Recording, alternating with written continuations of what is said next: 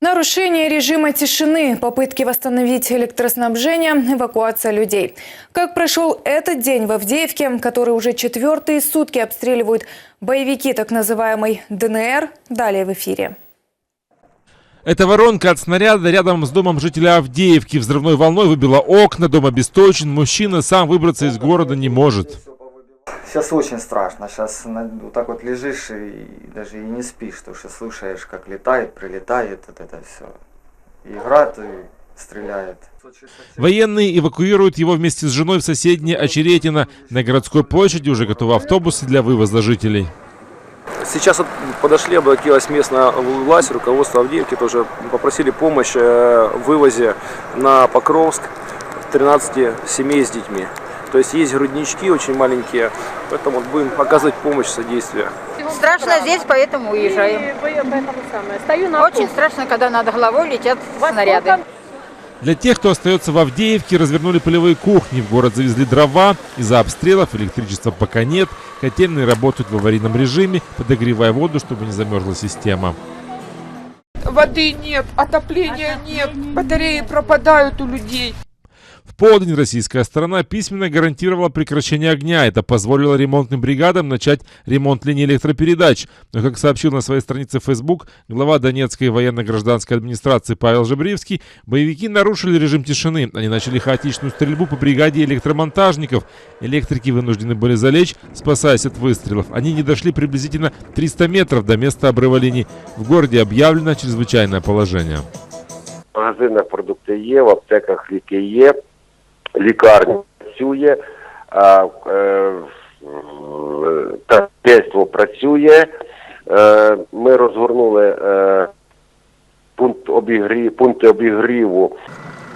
Военные также подтверждают, несмотря на режим тишины, российские боевики продолжают обстреливать позиции украинских сил.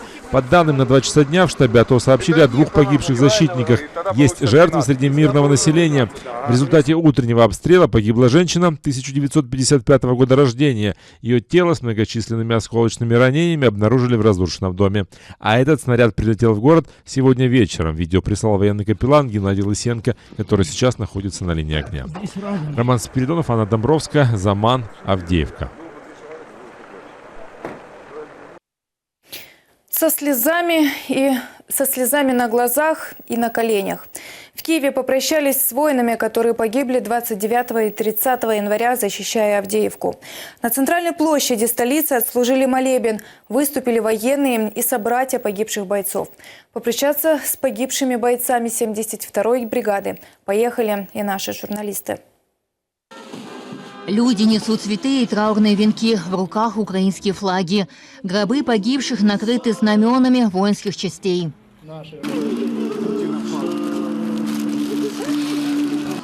Многие на коленях прощались с бойцами 72-й бригады. Самому младшему, капитану Андрею Кизилу, было 23.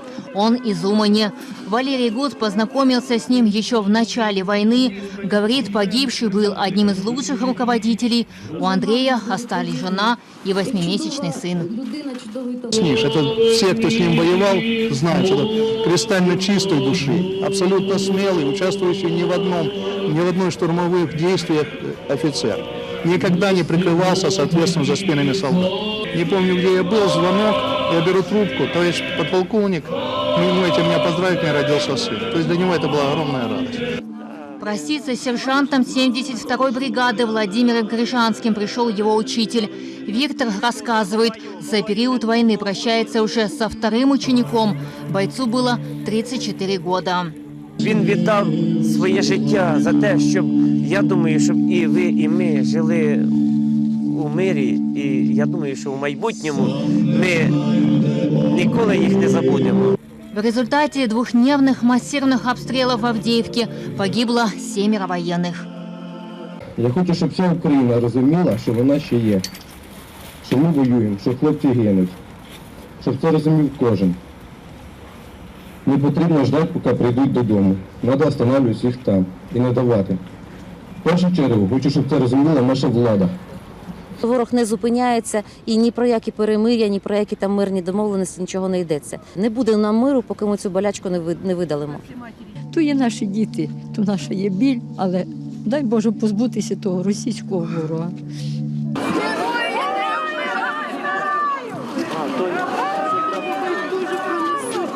Эльвина Сидбулаева, Анна Марушка, Эльдар Исматов, Заман, АТР.